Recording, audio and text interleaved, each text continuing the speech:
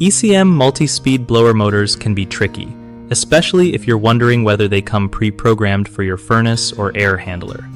Okay, so when you're swapping out an ECM blower motor, some of them actually do come preset right from the factory, mostly the original equipment manufacturer types.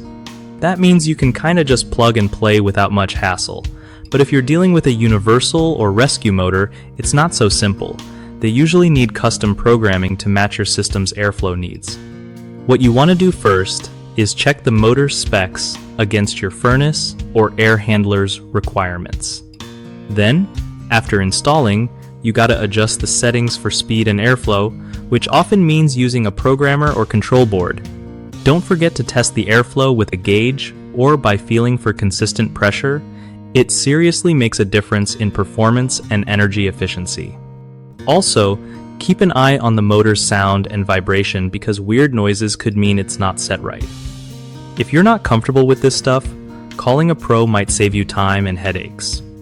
One of the biggest mistakes people make with ECM blower motors is assuming all motors are pre-programmed and ready to go, which can lead to poor airflow and wasted energy.